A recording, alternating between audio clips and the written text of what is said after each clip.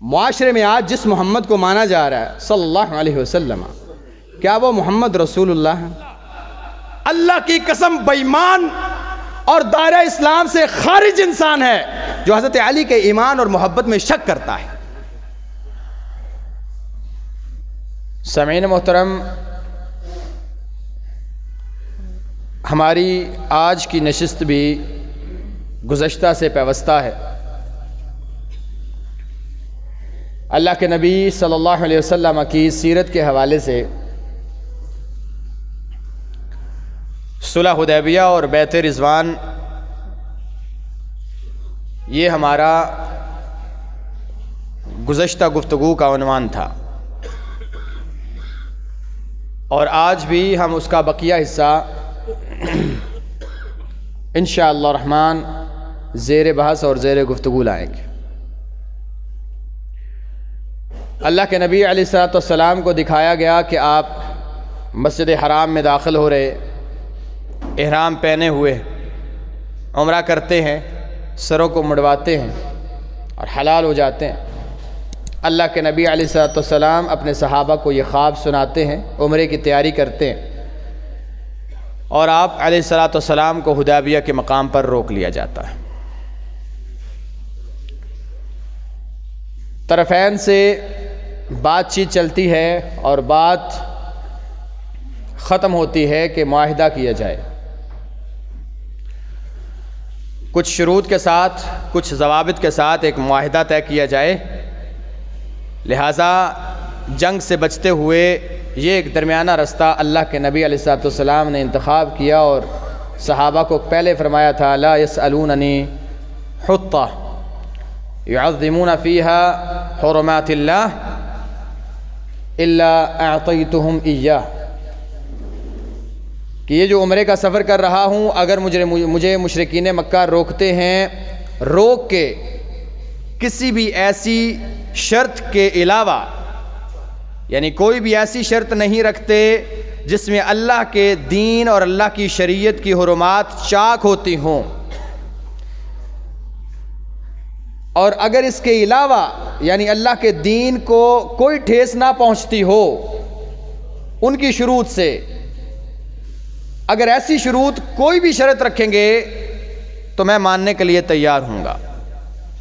یہ اللہ کے نبی علیہ الصلوۃ والسلام کا کمال کا صبر اور تحمل تھا، اور اس کے پیچھے بھی ڈھیر ساری حکمت تھی کہ ابھی وہ شروط رکھتے ہیں تو ان شروط کو مانا جائے، لہٰذا جنگ سے دور رہا جائے، اور پھر ایسا ہی ہوتا ہے۔ قریش اپنا وفد بھیجتے ہیں، اور اس کے پیچھے بھی بات یہی ہوتی ہے کہ حضرت عثمان رضی اللہ تعالیٰ عنہ کے قتل کی خبر ملتی ہے، اور آپ صحابہ کو بیعت لینے کا، بیعت کرنے کا کہہ دیتے ہیں۔ اس بات کو ہم انشاءاللہ آخر میں ذکر کریں گے۔ اس میں دو مسئلے نکلتے ہیں، ایک عقیدے کا اور ایک صحابہ کرام رضوان اللہ علیہم اجمعین کے حوالے سے۔ تو قریش 3 لوگوں اور 3 سرداروں پر بیسڈ ایک وفد بھیجتے ہیں۔ یہ وفد سہیل بن عامر، حویطب اور مکرز نامی سرداران پر مشتمل ہے۔ اللہ کے نبی علیہ الصلوۃ والسلام کے پاس یہ آتے ہیں، اور سہیل کا معنی ہوتا ہے سہل، آسانی۔ اللہ کے نبی علیہ الصلوۃ والسلام اسے دور سے دیکھتے ہیں، اور ان کو پتہ چلتا ہے کہ یہ سہیل ہے، تو آپ فرماتے ہیں سہل اللہ امرکم، اللہ نے تمہارا معاملہ آسان کر دیا ہے، یہ لوگ صلح کے لیے آ رہے ہیں، لہٰذا ان کے سامنے تلبیہ کہو، قربانی کے جانور ان کے سامنے کر دو، لہٰذا یہ لوگ ہمارے ساتھ صلح کا معاہدہ کرنے کے لیے آ رہے ہیں۔ بحث و تکرار ہوتی ہے، اور پہلا مدعا ان کا یہ ہوتا ہے کہ اس سال آپ عمرہ نہیں کریں گے۔ 1000 باتوں کی ایک بات، باقی معاہدہ لکھا ہی تب جائے گا جب آپ یہ بات ہماری مانیں کہ آپ اس سال عمرہ نہیں کریں گے، ہم آپ کو بیت اللہ میں داخل نہیں ہونے دیں گے۔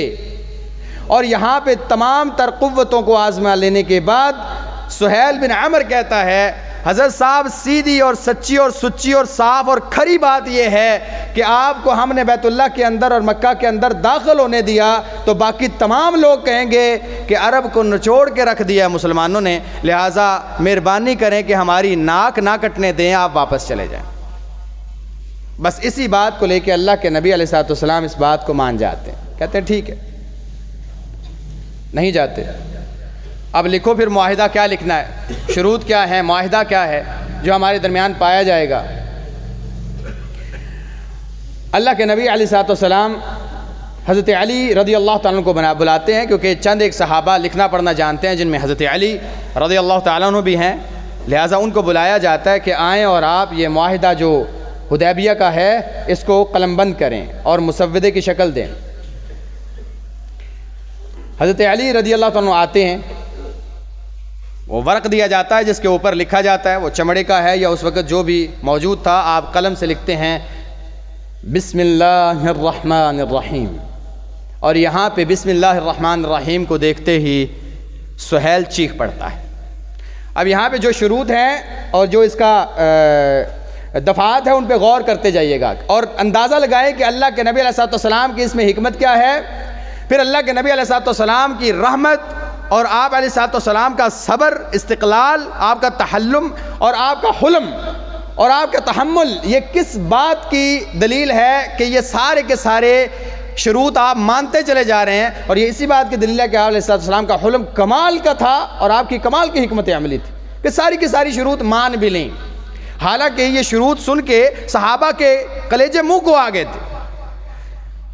پہلی شرط جو تھی، اللہ کے نبی علیہ الصلوۃ والسلام نے کہا چلیں جی لکھنا شروع کریں، اور حضرت علی لکھتے ہیں بسم اللہ الرحمن الرحیم، کیونکہ صحابہ کی تربیت تھی کہ کوئی بھی کام شروع کرنے سے پہلے بسم اللہ لکھا جاتا، اور بسم اللہ مشرکین بھی لکھا کرتے تھے لیکن الرحمن الرحیم نہیں لکھا کرتے تھے۔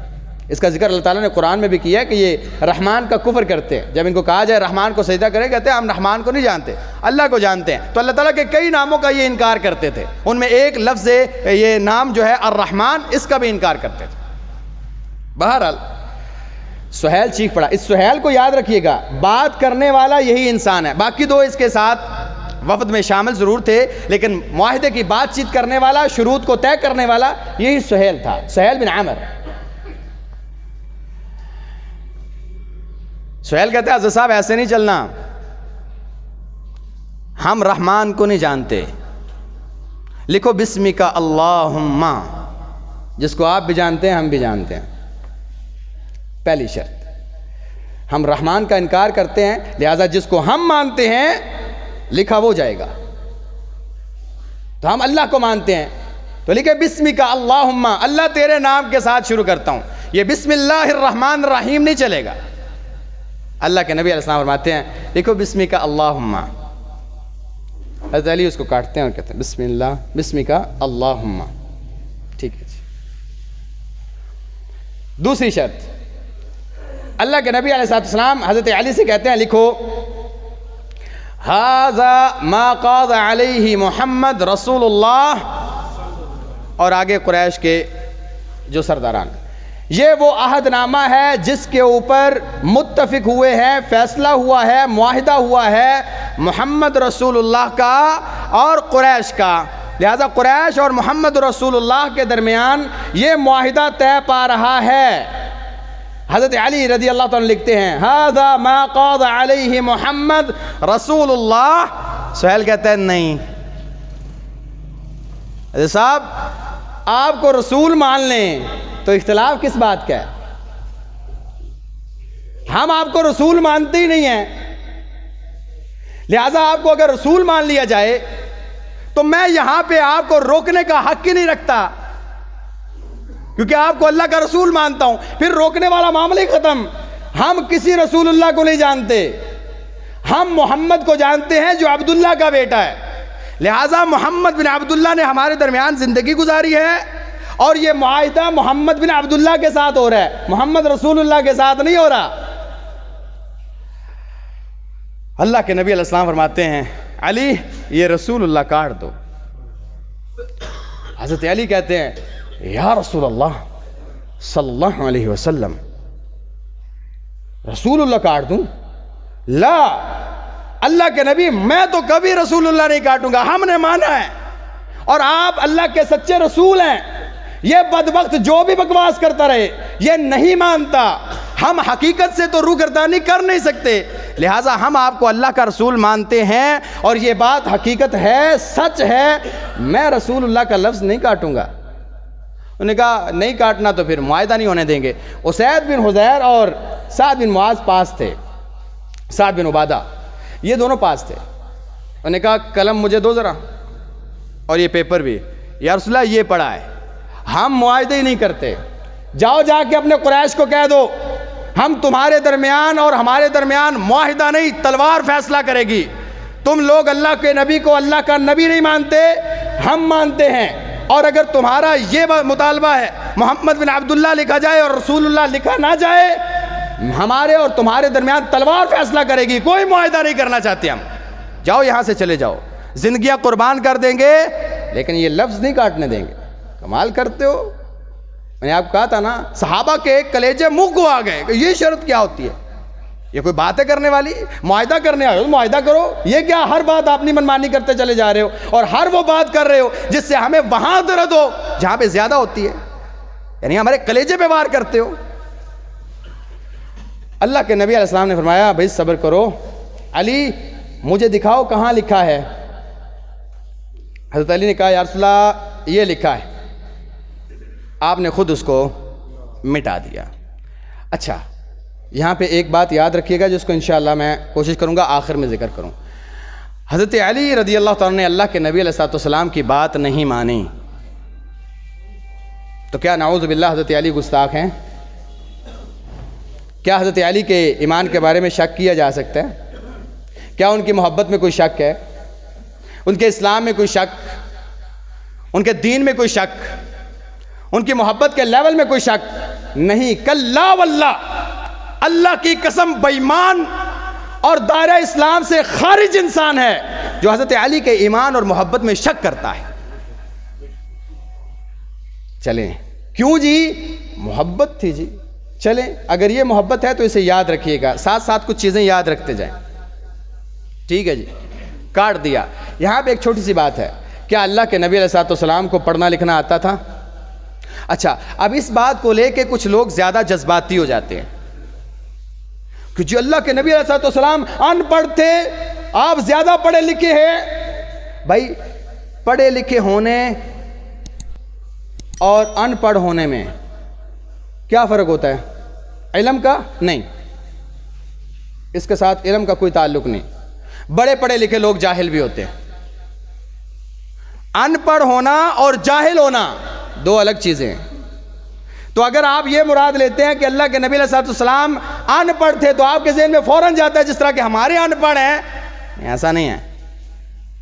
ان پڑھ ہونے سے مراد، امی ہونے سے مراد کہ دنیا میں آپ کا کوئی استاد نہیں تھا جس سے آپ نے علم حاصل کیا، آپ کو لکھنا اور پڑھنا نہیں آتا تھا، لیکن آپ کائنات کے استاد تھے کیونکہ آپ نے ڈائریکٹ اللہ سے علم حاصل کیا۔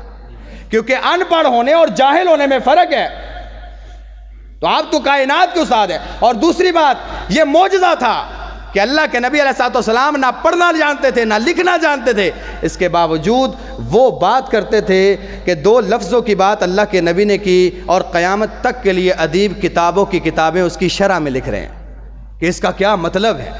اتنی بڑی بات، دو الفاظ میں اتنی بڑی بات کہ بڑے بڑے ادیب اور بڑے بڑے شعراء اس کی تشریح کرتے ہوئے کتابیں لکھ دیں اور کہنے والا ایک انسان کسی سے پڑھا نہیں ہے، تو یہ اللہ کے نبی کا معجزہ ہے۔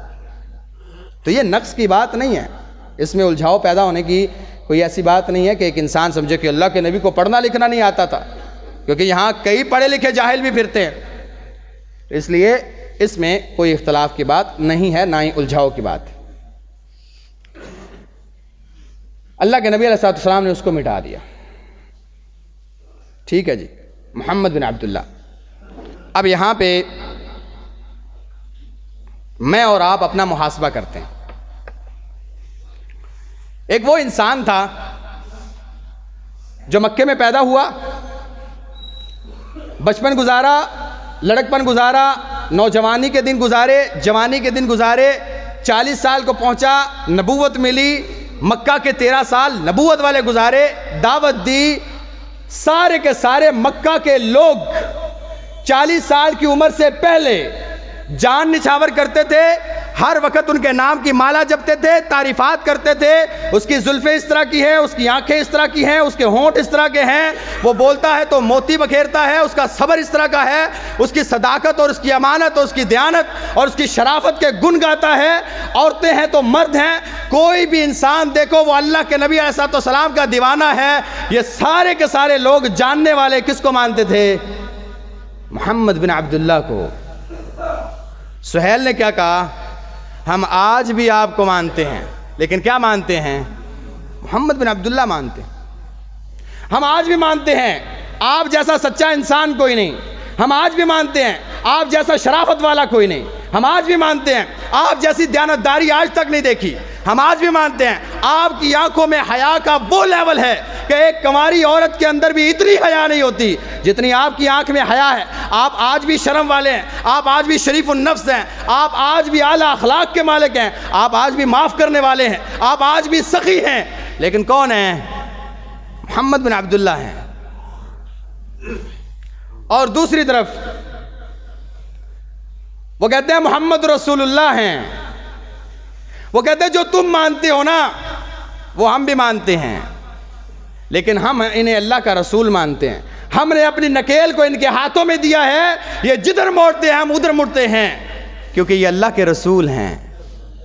ہم ان کی باتوں پہ جان نچھاور کرتے ہیں، جو یہ حکم دیتے ہیں وہی نجات کا ذریعہ ہے، جس سے روکتے ہیں اسے رک جانا چاہیے کیونکہ وہ جہنم میں جانے والا رستہ ہے، ہم یہ مانتے ہیں۔ مجھے یہ بتائیں آپ کس محمد کو مانتے ہیں؟ معاشرے میں آج جس محمد کو مانا جا رہا ہے صلی اللہ علیہ وسلم، کیا وہ محمد رسول اللہ ہے؟ حضرت صاحب جو گن آپ گاتے ہیں نا، جو آپ کی کتابوں میں پڑھایا جاتا ہے، اور جو آپ کے بچے جتنا کچھ جانتے ہیں اور جتنا کو ہمارا عمل ہے اللہ کے نبی علیہ السلام کی ذات کو لے کے، اتنا عمل مشرکین مکہ بھی کیا کرتے تھے، اتنا کو اللہ کے نبی کو مشرکین مکہ بھی مانتے تھے، اور آپ سے زیادہ مانتے تھے کیونکہ ان کے تو سامنے تھے، آپ سے زیادہ مانتے تھے۔ اگر اللہ کے نبی کو ماننا یہ ہے نا کہ ان کے زلفوں کی تعریف کی جائے، اور جو زلفوں کی تعریف اور قصیدے پڑھ رہا ہے اس کے منہ پہ داڑھی نہ ہو، تو اس نے محمد بن عبداللہ مانا ہے، رسول اللہ نہیں مانا۔ وہ قصیدے پڑھ رہا ہے کہ اللہ کے نبی علیہ السلام کا چہرہ پر انور اور اس طرح کا تھا اور روشن تھا اور خوبصورت تھا اور چاند شرما جاتا تھا، اور خود ایسا بدعمل انسان ہے کہ اللہ کے نبی علیہ السلام کی سنتوں کا روز قتل کرتا ہے، اس نے محمد بن عبداللہ کو مانا ہے، رسول اللہ کو نہیں مانا۔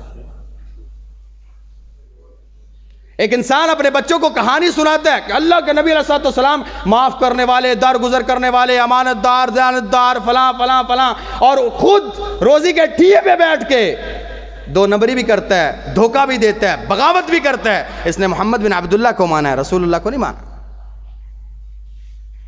تو میں اور آپ اپنا محاسبہ کریں، ہم نے کون سے محمد کو مانا ہے؟ یہاں تو سہیل کہہ رہے ہیں ہم محمد بن عبداللہ کو تو مانتے ہیں، رسول اللہ کو ہم نہیں مانتے۔ اور ایک دوسرا گروہ ہے جو کہتے ہیں اللہ کے نبی سفر کی تلواریں صرف ہمارے پاس ہیں، اتنا اسلحہ موجود ہے جو ایک انسان مسافر لے کے آتا ہے، احرام کی حالت میں آیا، جنگ کے لیے نہیں نکلے، آپ کہیں تو گردنیں کٹوا دیں۔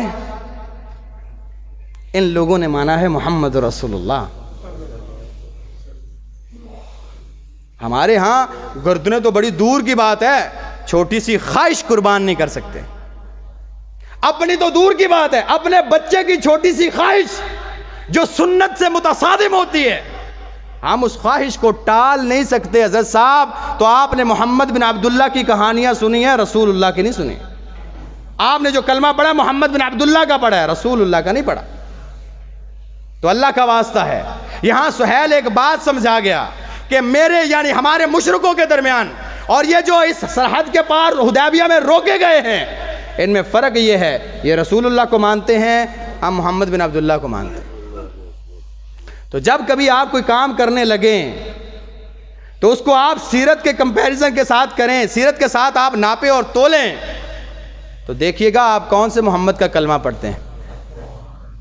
اور اگر آپ نے محمد رسول اللہ کا کلمہ پڑھا ہے تو پھر وہ کلمہ اس طرح کا ہوتا ہے جس طرح صحابہ نے پڑھا.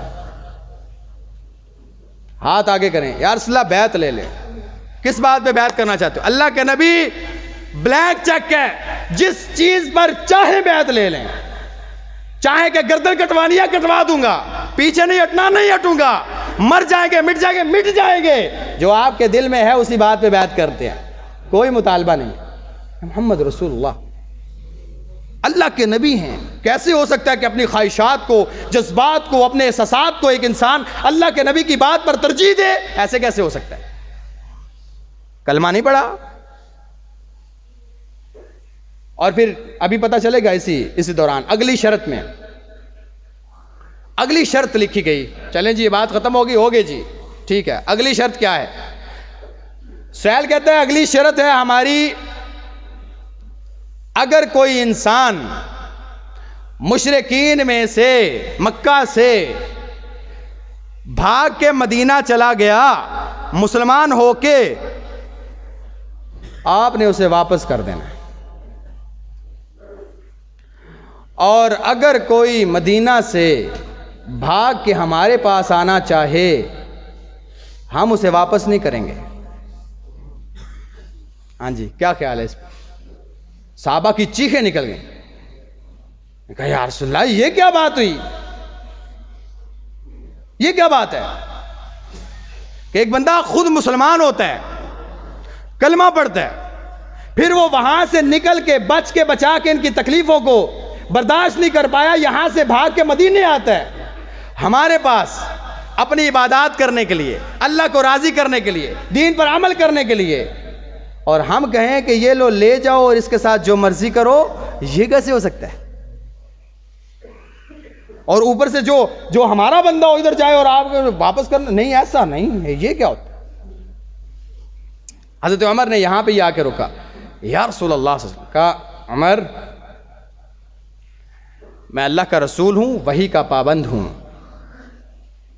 میرا اللہ مجھے بے یار و مددگار نہیں چھوڑے گا.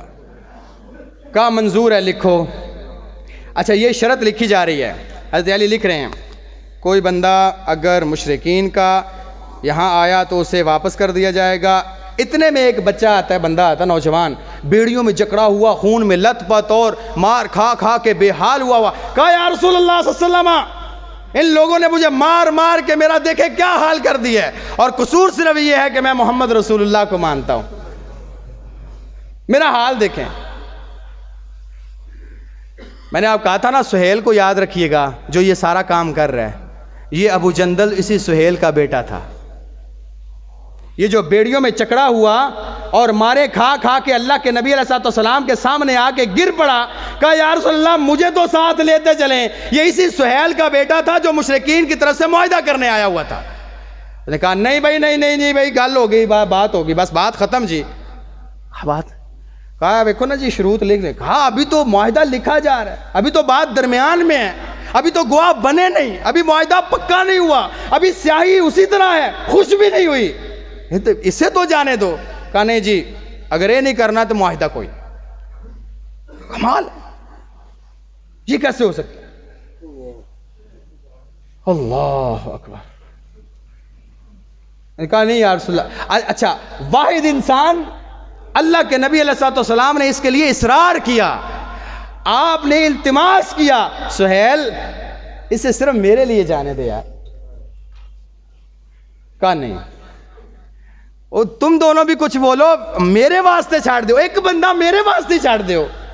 مجھے تو مانتے ہو نا, محمد بن عبداللہ کو تو جانتے ہو, میرے مقام سے, میرے شرف سے, میری عزت سے واقف تو, ایک بندہ میرے واسطے میرے منہ نہیں چھاڑ دے ہو. کہا نہیں جی نہیں چھوڑنا. وہ بندہ اپنے باپ کے دین پر نہیں ہے, بیٹا ہے, اور دونوں کے درمیان فرق صرف اتنا ہے کہ بیٹا محمد رسول اللہ کو مان چکا اور باپ ابھی تک محمد بن عبداللہ کو مانتا ہے. صرف یہ فرق ہے. اللہ کے نبی علیہ السلام نے اس کو صبر کی تلقین کی اور کہا تمہارے لیے اللہ راستہ بنا دے گا, اور اللہ تعالیٰ نے وہ والی دعا فوراً قبول کر لی کہ دونوں جو معاہدے کرنے ساتھ حویتب اور مکرز آئے ہوئے تھے اس سہیل کے ساتھ, ان دونوں نے کہا حضرت آپ کے اس بندے کو ہم پناہ دیتے ہیں، مکے میں اسے کوئی تکلیف نہیں پہنچائے گا۔ تو اللہ کے نبی علیہ السلام کی وہ دعا فوراً قبول ہو گئی کہ اس کو یا تو چھوڑ دو یا اللہ اس کے لیے رستہ بنائے گا۔ فوراً رستہ نکل گیا، ان دونوں نے اپنی پناہ میں لے لیا۔ اب کم از کم اس سے معاملہ ٹل گیا اور آپ کی پریشانی کم ہو گئی۔ اللہ کے نبی علیہ السلام اس کو جب دیکھ رہے ہیں اور انتہائی پریشانی کے عالم میں، اور صحابہ کی چیخیں نکلیں، وہ رو پڑے کہ اب یہ دوبارہ بیڑیوں میں جکڑا ہوا دوبارہ واپس جا رہا ہے، اور جسے خود پتا ہے کہ واپس جا کے میرے ساتھ کیا ہوگا، کہاں سے بھاگا ہوں، وجہ کیا بنی تھی، اب جا کے میرے ساتھ کیا ہوگا وہ جانتا ہے۔ شہادت گہے الفت میں قدم رکھنا ہے۔ لوگ آسان سمجھتے ہیں مسلمان ہونا، لیکن یہ مسلمان تھا، اسے پتا تھا دوبارہ وہی کوڑے برسیں گے، دوبارہ اسی طرح بیڑیوں میں جکڑ کے بھوکا اور پیاسا رکھا جائے گا، لاتوں اور گھونسوں کی بارشیں ہوں گی، روز تانے بھی دیے جائیں گے۔ لیکن اللہ کے نبی نے کہا ہے تو کیا کریں جی، ہم نے رسول اللہ کو مانا ہے تو جانا پڑے گا، کوئی بات نہیں، جا کے مار کھا لیتے ہیں، اسی مار کھانے میں تو مزہ ہے، جو سرور اس میں ہے وہ وہاں کیا، دنیا کی زندگی میں کیا سرور۔ لہٰذا یہ واپس جاتے ہیں، حضرت عمر پیچھے سے بھاگ پڑتے ہیں اور اپنی تلوار کا دستہ ابو جندل کے قریب قریب کرتے ہیں، کہتے ہیں کہاں جا رہے ہو؟ بات سنو، اللہ کی قسم اگر ہم راہ جہاد میں آئے ہوتے، تیرے باپ کا سر ابھی تک اللہ کے نبی کے قدموں میں ہونا تھا، میں اتنی باتیں کبھی نہیں برداشت کرتا۔ اور اللہ کے نبی علیہ السلام سے حضرت عمر نے کہا بھی تھا، کہا اللہ کے نبی علیہ السلام یہ سہیل جتنی باتیں کر رہا ہے نا اور تڑ تڑ زبان چلا رہا ہے آپ کے سامنے، مجھے صرف حکم دے اس کے سامنے دونوں دانت توڑ دوں، ساری زندگی زبان اس کی دراز کبھی ہو ہی نہیں سکے گی، کبھی بات ہی نہیں کرے گا، سامنے دونوں دانت توڑوں نا بولنے سے ہی جائے گا، جو آپ کے سامنے اتنی زبان چلاتا ہے۔ اللہ کے نبی علیہ السلام فرمایا عمر چھوڑ دو، ہو سکتا ہے کہ اللہ اسے ہدایت دے اور کبھی کسی مقام پر بولے اور تجھے بھی بات پسند آئے کہ آج بول رہا ہے تو ٹھیک ہے، اچھا بول رہا ہے۔ اور پھر سہیل بعد میں مسلمان بھی ہوا اور اللہ کے نبی علیہ السلام کی یہ بات پوری بھی ہوئی۔ حضرت عمر کہتے ہیں تلوار ہے، ہاں کھینچو اور قتل کر دو اسے، ہم نے تو کیا بدر میں اپنے چچے کو قتل کیا، ہمارے کئی ایسے تھے جنہوں نے اپنے والدہ کو قتل کیا، قتل کر دو، مار دو اسے۔ جنرل کہتے ہیں تم کیوں نہیں مارتے؟ اگر یہ کام مجھے کہہ رہے ہو تو کھینچو تلوار تم ہی مار دو۔ اب یہاں پہ محبت کا لیول دیکھیں، کلمہ پڑا ہوا ہے اور سامنے باپ ہے، عمر کو خود کہہ رہے ہیں اس کو قتل کر دے پکڑ کے، جو اس طرح کی شروط رکھ رہا ہے۔ حضرت عمر کہتے ہیں ہمیں اللہ کے نبی علیہ السلام نے منع کیا ہوا ہے کہ کسی کو قتل نہیں کرنا، دوسرا ہم احرام کی حالت میں، اور اللہ کے نبی علیہ السلام کے حکم کے پابند ہے، کیا کریں؟ کہا تو آپ پابند ہیں تو اللہ کے نبی نے مجھے بھی تو پابند کر دیا ہے کہ جاؤ صبر کرو، لہٰذا میں بھی صبر ہی کروں گا، میں قتل نہیں کر سکتا۔ لہٰذا وہ مصیبتیں لیتے ہوئے واپس چلے گئے۔ اب یہ معاہدہ 10 نکات پر مشتمل تھا۔ وہ نکات کیا تھے کہ نمبر 1 بسمی کا اللہم، نمبر 2 یہ معاہدہ محمد بن عبداللہ اور قریش کے درمیان ہے، نمبر 3 10 سال تک قریش کی اور آپ صلی اللہ علیہ وسلم کے درمیان معاہدہ ہوا کہ 10 سال تک جنگ نہیں ہوگی، 10 سال تک کا معاہدہ ہے کہ جنگ نہیں ہوگی۔ نمبر 4 اس سال آپ لوگ واپس چلے جائیں گے اور اگلے سال آئیں گے اور 3 دن تک صرف مکہ میں قیام کر سکیں گے اور اسلحے کے بغیر آئیں گے۔ نمبر 5 مسلمان جب بھی مکہ میں آئیں گے تو ان کا جان مال خون محفوظ ہوگا، اور مشرکین جب بھی تجارت کی غرض سے جائیں گے تو مدینہ کے گرد و نواح میں ان کا مال اور جان محفوظ رہیں گے۔ نمبر 6 مسلمان اگر کافر ہو جاتا ہے تو اسے لوٹایا نہیں جائے گا، اور کافر اگر مسلمان ہو جاتا ہے تو اسے لوٹا دیا جائے گا۔ نمبر 7 آپس میں کسی قسم کی بدعہدی نہیں کی جائے گی۔ نمبر 8 جو کوئی آج سے محمد صلی اللہ علیہ وسلم کے عہد میں داخل ہونا چاہتا ہے وہ ہو سکتا ہے، اور جو قریش کے عہد میں آنا چاہتا ہے، پناہ میں آنا چاہتا ہے، وہ آ سکتا ہے۔ نمبر 9 آپ لوگ اپنی قربانیاں لے جائیں، اہل مکہ کو آپ کی قربانیوں کی ضرورت نہیں ہے۔ اور نمبر 10 گواہان کے دستخط، یہ 10 نکاتی معاہدہ اللہ کے نبی علیہ الصلوۃ والسلام اور صحابہ کے درمیان ہوا۔ اس کے بعد اللہ کے نبی علیہ الصلوۃ والسلام اٹھے اور ایک حکم ارشاد فرمایا، اور کسی صحابی نے وہ حکم نہیں مانا۔ کیا وہ صحابہ گستاخ تھے؟ انشاءاللہ الرحمن اس کا ذکر ہم اگلی نشست میں کریں گے۔ اقول قولی ھذا استغفر اللہ لی ولکم ولسائر المسلمین من کل ذنب فاستغفروہ انہ الغفور الرحیم۔ ان الحمد للہ نحمده ونستعینه ونستغفره ونؤمن به ونتوکل علیہ ونعوذ باللہ من شرور انفسنا ومن سیئات اعمالنا من يهده الله فلا مضل له ومن يضلل فلا هادي له اما بعد فاعوذ باللہ من الشیطان الرجیم بسم اللہ الرحمن الرحیم وذکر فإن الذکرى تنفع المؤمنین سبحان ربک رب العزة عما یصفون وسلام علی المرسلین والحمد للہ رب العالمین۔ احباب گرامی، اللہ کے نبی علیہ الصلوۃ والسلام کا حضرت عثمان کی موت پر یا آپ کی شہادت کی خبر سن کر تمام صحابہ کا موت پر بیعت لینا، سب سے پہلے یہ بات سے پتہ چلتی ہے کہ اللہ کے نبی علیہ الصلوۃ والسلام کو اس بات کا علم نہیں ہو سکا کہ حضرت عثمان شہید نہیں ہوئے، تو اس کا تعلق عقیدے کے ساتھ۔ نمبر 2، حضرت عثمان رضی اللہ تعالیٰ کی صرف شہادت کی خبر پر اللہ کے نبی علیہ الصلوۃ والسلام نے تمام 1400 صحابہ کو اکٹھے کر کے ان کی موت پر بیعت لی۔ اس سے پتہ چلتا ہے کہ اللہ کے نبی کے نزدیک حضرت عثمان کا مقام کیا تھا۔ 1400 سال بعد آ کے عدالت لگا کے بے بنیاد الزام لگا کے ایسے بڑے صحابہ کے ایمان میں شک کرنا، اس سے بڑی بے ایمانی کوئی نہیں ہو سکتی۔ لہٰذا میں نے آپ بتایا نا، حضرت علی رضی اللہ عنہ کے بارے میں کیا کہیں آپ؟ لگائیں عدالت۔ 1400 سال بعد میں اور آپ جیسے گناہگار انسان کیسے عدالت لگا سکتے ہیں؟ ایسے انسانوں کے بارے میں جن کے بارے میں اللہ کا قرآن کہتا ہے میں اس سے راضی ہوں اور وہ مجھ سے راضی۔ آپ کون ہوتے ہیں اور میں کون ہوتا ہوں؟ لہذا جب بھی صحابہ کا معاملہ آئے زبانوں کو لگام دیں، کانوں کو بند کر لیں، صحابہ کے خلاف بات نہ سنیں، پھر وہ کوئی بھی ہو، ادنے سے ادنا صحابی ہو، بڑے سے بڑا صحابی ہو۔ ایک بات تو یہ ہے۔ دوسری بات یہ ہے ماہ رجب کے حوالے سے سوائے یہ کہ یہ حرمت والے مہینوں میں سے ایک مہینہ ہے، اس کے علاوہ اس کی کوئی فضیلت صحیح حدیث سے ثابت نہیں۔ یہاں پہ صلاۃ الرقائب ہو یا کوئی کنڈے ہوں یا اس کے بعد روزوں کا کوئی معاملہ ہو، ایسا کوئی معاملہ کسی بھی صحیح حدیث سے ثابت نہیں ہے۔ اللہ کا واسطہ ہے وہ عمل کریں جو اللہ کے نبی علیہ الصلوۃ والسلام نے کیا ہے، اسی میں خیر ہے۔ اگر وہ عمل اللہ کے نبی علیہ الصلوۃ والسلام نے نہیں کیا وہ آپ کے لیے وبال جان ہوگا، اس لیے نہیں کہ آپ نے ذکر کیا، اس لیے کہ اللہ کے نبی علیہ الصلوۃ والسلام سے بڑھنے کی کوشش کی، کہ 1400 سال بعد آپ کو پتا چل گیا کہ یہ کام بہت اچھا ہے اور اللہ کے نبی کو نہیں پتا چلا، یہ کیسے ہو سکتا ہے؟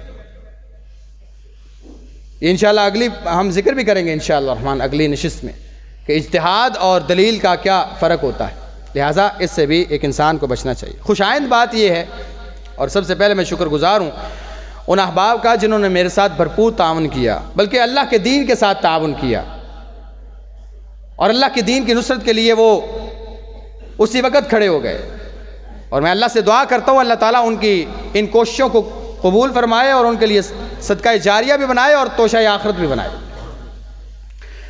کہ اس مسجد میں انشاءاللہ درس کا جو ماہانہ پروگرام تھا ہم اس کو دوبارہ شروع کرنے جا رہے ہیں، اس کو روکا نہیں گیا، کیونکہ مجھے بعض احباب نے کہا جی یہ نہ روکیں، ہم آپ کے ساتھ کھڑے ہیں۔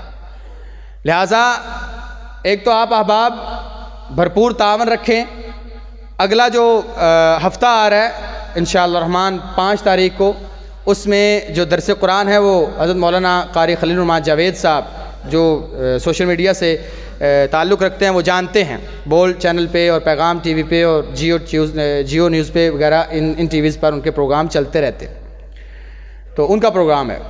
اب دوسرا مسئلہ ہے، صرف پیسہ دینا یا یہ والا چندہ اور امداد یہ کافی نہیں ہوتی۔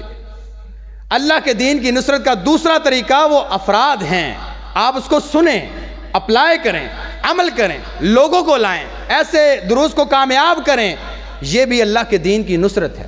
تو ایسے پروگراموں میں بھرپور شرکت کیا کریں تاکہ یہ پروگرام کامیاب ہوں اور آپ ایسے لوگوں میں شامل ہوں کہ جو اللہ کے دین کی نصرت اور مدد کرتے ہیں۔ ہم اللہ تعالیٰ سے دعا کرتے ہیں کہ اللہ تعالیٰ ہم سب کے گناہوں کو معاف فرما، ہم سب کے نیک اعمال قبول فرما۔ ربنا تقبل منا انک انت السمیع العلیم وتب علینا انک انت التواب الرحیم، وصلی اللہ تعالیٰ علی خیر خلق محمد وعلی آلہ وصحبہ اجمعین برحمتک یا ارحم الراحمین، آمین۔